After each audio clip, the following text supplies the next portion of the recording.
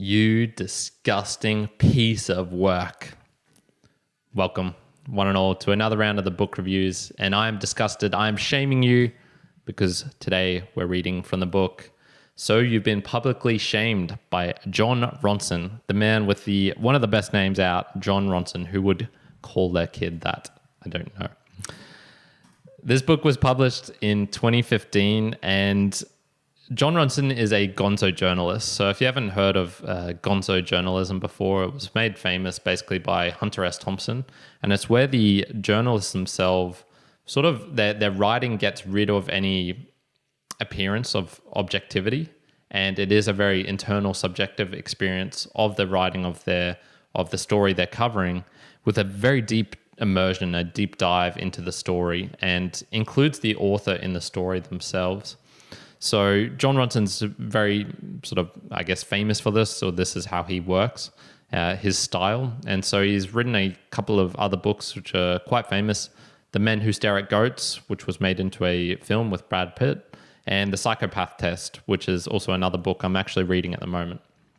Now, this book, as you would imagine, deals with shame. So it's sort of a follow-on, or my addition into reading Disgrace by J.M. Coetzee, and deals with, I guess, the public shame in particular of like victims, shamees, as well as the instigators of the shaming. And so the book essentially delves into different parts of, or different people who is investigated into this deep dive, this gonzo journalism into this public shaming. So he'll talk with people who have been shamed for writing something on Twitter. You'll remember the Justine Sacco, the girl who, when going to Africa, wrote something along the lines of, I'm going to Africa, hope I don't get AIDS, haha, jokes, I'm white, so I'll be fine, something like that. He also interviews some people who took photos in front of, just disgusting, pretty gross photos. One that you'd say, like, why would you do that? That's stupid. That's whatever reason. But who experience exaggerated levels of feedback from what they've done. And then he'll also go into, like, to spice up the novel, he'll go into different places. So like he goes to a class or a seminar where people are practicing speaking without filters of any sort. And so they'll just yell at each other, they'll scream, they won't think of the consequences of their actions, they just say what's on their mind. And it's sort of like fun little different aspects of him going to all these different places, gaining like a little bit of insight and knowledge, and then speaking about that. So the themes of the book, well, public shame obviously is the number one, and what makes it different than private shame? For me, I think, obviously it's to do with the consciousness. Other people are publicly viewing what you've done wrong. And so there's a lot of tension. There's a lot of focus on what you have done. And how does that shaming aspect feel different? So shame is something that you internally feel for something that you have done or has been done towards you that invokes those negative feelings of like uncleanliness, of transgressing a moral boundary of some sort.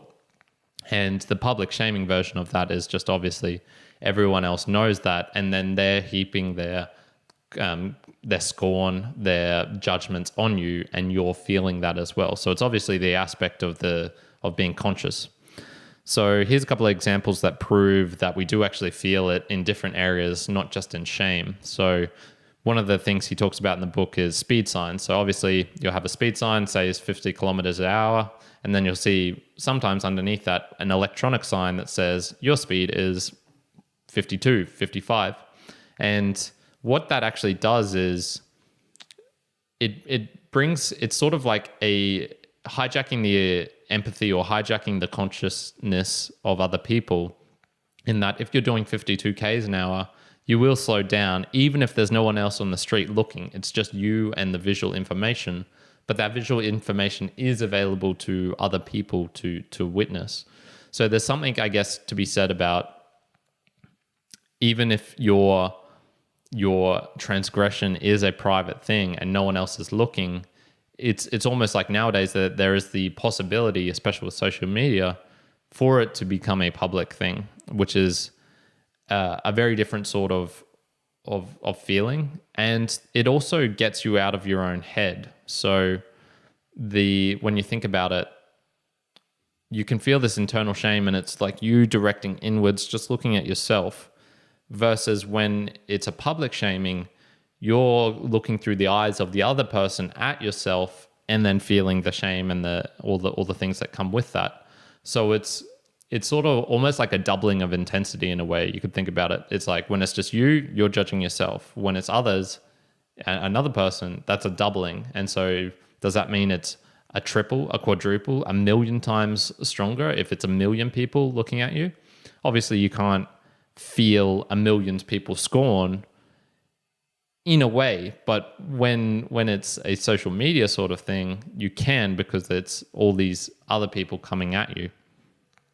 The other example I was going to give was the anthropomorphization of robots, which is if you have an object of some sort and, it's just an object, but then if you put 2 points for the eyes and then a straight line for the nose and then a curve for the mouth, hey, it's a smiley face, it's a human face, and we all recognize that, and we will treat those robots differently. So, which is why robots are sometimes given human names, the Roomba, whatever those ones are called, where it's, I'm actually blanking on the names now of the very famous sort of like Sony ones and robots that they've created. The Boston Dynamic robots, they'll sometimes give names as well, I believe. So that same sort of feeling where it's an external source is creating almost like a consciousness, which you then treat differently yourself. It's so complicated to try and explain. One of the things I did notice though with this public shaming was, obviously a lot of it was driven by the social media, which is why Jon Ronson wrote this book. It's, public shaming's been around forever. We used to go to whippings and things like that, and the actual reason they got rid of those was because they were finding it was negatively affecting society. It was creating people to become more cruel, to enjoy the fact that other people were getting, punishment for whatever it was, for being an adulterer or for stealing or whatever. Put your transgression into this box.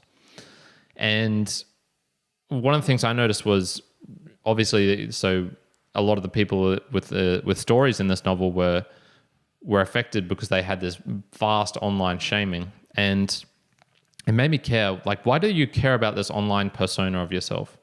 Why is it so important? And this could be two things. One, obviously, it has implications. If you're trying to get a new job somewhere, these people did get fired from their work. They did get, I think some of them did get actual credible death threats, a letter sent to their house, things like that. But a lot of it was just people jumping on the bandwagon online, and all you have to do is you got your phone here, you turn it off, you don't look at it. You don't look at it for a month, 2 months. And then maybe this is because I'm a little different and I managed to go 5 years without social media, without any, it didn't affect me at all doing that. It was actually something I wanted to do like that. So maybe it is because I have that experience, and I know that it's not the end of the world if you turn off your Instagram and Facebook and Twitter and whatever else it is that you're using, because your life will still go on and you'll still find that you can have friendships and that you can do all these normal things that you'd be able to do anyway.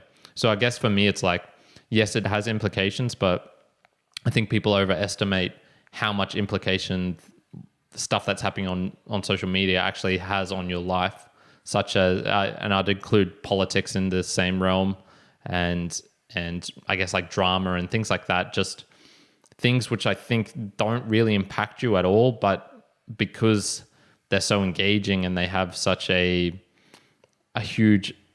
up a huge amount of your attention span, that maybe it does feel like they have a huge impact. So that was just one little note there I found. The other main theme was, I've already touched on, technology, anonymity, and the mob, which I guess ties into unaccountability and just sheer numbers of people.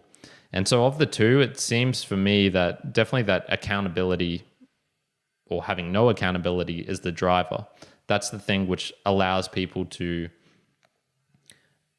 make decisions which severely impact others, which is an absolute nothing on my part. I can go onto Twitter and write, Jon Ronson's insert your expletive here, and he should die and he should be murdered. And that's very easy for me to say online, anonymous, bam, it goes out. But that person who receives it really does feel it. That is a huge, huge attack on them.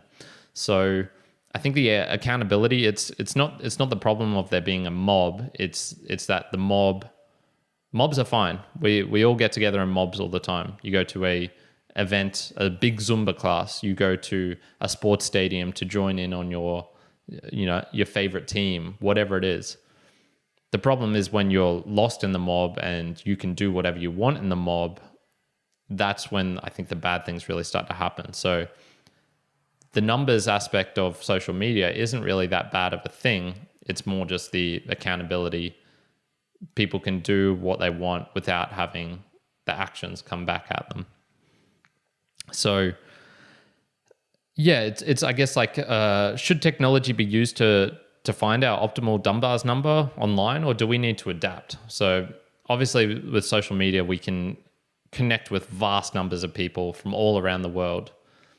The problem with this though is we treat them as vast numbers of people, and maybe Dunbar's number, if you haven't heard of that, is a number around 150, which was sort of the evolutionary aspect of when we're growing up in small tribes. That was about how many people we could tolerate knowing. And then when it gets larger than that, we have to start creating abstractions for who that person is. It's not Dave the baker who has 5 children, who I'm friends with all of them, I hate that girl, Laura, but his sister is really cool as well, and things like that. It's like, okay, no, Dave is the baker, so that goes under the bakery category. So he's just the guy who owns the bakery. He's not Dave the baker. He's the guy who owns the bakery, things like that. So maybe should social media be something that we use to find that 150 people, the optimal 150 people we should have in our life? So that would maybe allow me to, have that friend in Switzerland who I'm really good friends with. We connected amazingly, had such a great time. Our personalities really match. Maybe he should be one of them. And then social media just allows me to connect with him rather than having, I think on our Instagram at the moment, we've got 3,500 people. Obviously, I can't handle 3,500 people. And of that, there's maybe like 15 who have other podcasts and stuff that I really connect with and I really enjoy. And I sort of have a connection with them. All the rest are just other random people. So it's a very tricky thing, and it's something to just think of, I suppose, when you're using social media, is how do you use it and what is your purpose in using it? And maybe it should be to find those people that you really connect with them, and then either ignore as best as you can, or if you can't ignore, get rid of all those other people. And then it also gets onto like, what is privacy nowadays? So with the public shaming, there's no privacy. It's out in the open. Everyone sees it. So how do you go about like measuring that level of privacy? What level of privacy is good for you? And are we giving away something that we probably haven't thought about before? I listened to a real interesting podcast just the other night with, it was about AI, and this lady was saying, not only with the deep fakes can they make you say things or do things which aren't actually true, me doing a book review of a book I've never read before, but they can go so deep as to imitate your heartbeat from it, or they can actually get what your heartbeat is, your stress levels, your facial recognition, your facial tiny movements of the eyes and whatnot. They can get all of this data, and then they can actually implant that back in. And she was saying, like, okay, basically, we can do all these things, and your phone with its constant microphone and camera is doing a lot of this. It is capturing all that data. So that data, should it be something that we own, that we can keep private and whatnot? And she was basically saying one of the problems with phones is that the consent is sort of not given, or it's not explicitly stated. Obviously, I gave my consent because I signed up to Samsung's terms of uses, service usement and agreements and all those things. Same with Google, same with Facebook, same with Instagram. So I did sign all of those, but I didn't read it. No one reads those things. So she was saying like it'd be better if we owned our data, and one way of doing that is by having, the watch. So the watch goes on your wrist and it can measure your heartbeat, your levels of stress, how much you've ate, your blood glucose levels, whatever it is. But you have the option of taking that off, putting it on the table, and then it's no more. Maybe we should do the same with phones. Maybe there should be a default thing where it's like, I'm using the phone right now. I'm accepting my data is going to be sent to Instagram or whatnot. But as soon as I stop ending it, that's when it stops. Or it should just be made it more explicit. I don't know, though. I just found that very intriguing, that at how far technology has gone, that it can replicate your heartbeat in a video. It's insane. So my observations, the changing of the search results. So this book was written 5 years ago, and yet they talked about how they could change the Google search results so that they could artificially bump you up into the top rank or the first page of Google, and obviously no one goes onto the second or third pages of Google. Same with the images. They'll bump you up into the top 50 images, and then underneath that, no one's going to see it. And so there are companies out there that can do that, and they were talking about how they were doing this. And it was not surprising, but it does make me question the long-term effectiveness of this.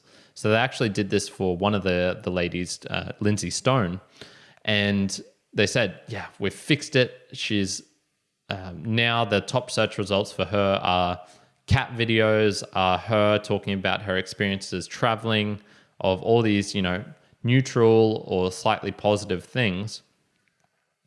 Yet if you go to it now and you type in Lindsay Stone, you'll still find that search result of her in front of the cemetery, giving the finger in front of a sign that says, have respect and be silent for the fallen soldiers, things like that. And yeah, so I think like long-term effectiveness for those strategies is pretty poor. It's probably best not trying to fake it in that sense, but either accepting that this is going to be in Google forever. Who knows? Google's really only been around for 20 years. And also maybe create your own blog and it's something genuine so that eventually it will drown out all those negative ones, or accept it, be very accepting of it and create a blog post which has the photo on it, but explains your reasoning, why you did this, your outcome from doing it, things like that. I think it's just necessary to be careful, to be mindful of what your actions are doing, and sometimes things where even though might be unfair, the shaming of a lot of these people in the book was pretty unfair on balance because it was so exaggerated. But even though it's unfair, you should still be effective with what you're trying to do to fix that. The other thing was I might need to create a heuristic of non-belief for one-off events and a long-term rule for, I guess, like aggregating info. In the book, there was a lot of explanations and instances where a single event made me think, okay, this guy is ridiculous. This guy is shit. But I don't know him. And I was sort of falling into the same trap that all those people online were. The only difference was I wasn't then going onto Twitter and saying, Jonah Lehrer should commit suicide by jumping off a bridge. So I noticed myself falling into that same trap. And I think I need to try and, find a way of cutting that down a bit so that I'm not instantly trying to jump onto the same believing bandwagon as everyone else. And it's only if I get this piece of data and then 2 months later this piece and then this piece over here. Now, I don't think the human brain's very good at that, but I probably should be making an effort to try and do that. So in summary, there's lots of compelling stories. It's a very well-researched book without being overly philosophical as well. I like that he touched upon these themes, but he didn't try and wax philosophical about it for pages and pages. It will arouse compassion, distaste, and even annoyance with a lot of the characters in it. You will find yourself judging them. You will find yourself thinking, I would have done this in that scenario. But it's it's interesting just reading those and then seeing your own reactions to them and going, oh, okay, I'm not that different from everyone else. I'm part of the same race. I'm part of the same people doing some of the same bad things. I don't think I've ever, and that's one thing I try and not do. I try and not leave negative stuff. So even though one of the things I do is like a daily podcast shout out, I'll listen to podcasts. If it's a podcast that I really dislike, that I think people are doing really crappy stuff with, I won't say that. I'll just drop it.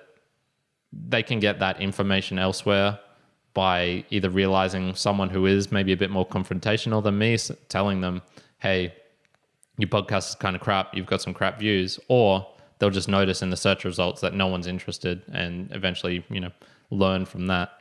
So in total, it was a good book. I found it interesting. I'm giving it a 7 out of 10. So You've Been Publicly Shamed by Jon Ronson. What's something pragmatic to take from it? Well, I've already listed a couple of things, and there's many more to choose from. Being careful with your words online, avoiding anonymity because it can make you do bad things. But I think I will choose, don't get too attached to social media. I think that's the main pragmatic thing to take from this book. It's okay to use it as a tool. Don't get too involved with it. Think of it as an online persona, but one that can be killed as well. One that you don't need. You don't need to be Kyrin down on Twitter and Instagram and Facebook. You can be Kyrin down in real life, and then you have that thing, and then if bad stuff happens, okay, I get rid of it. Doesn't matter. So that's it for today. I hope you enjoyed. If you know someone who's been publicly shamed, who's dealing with shame, maybe this book will help them. Maybe you could suggest to them this review.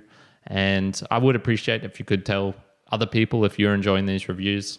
And other than that, leaving a comment, connecting with me or Juan, it's always fun.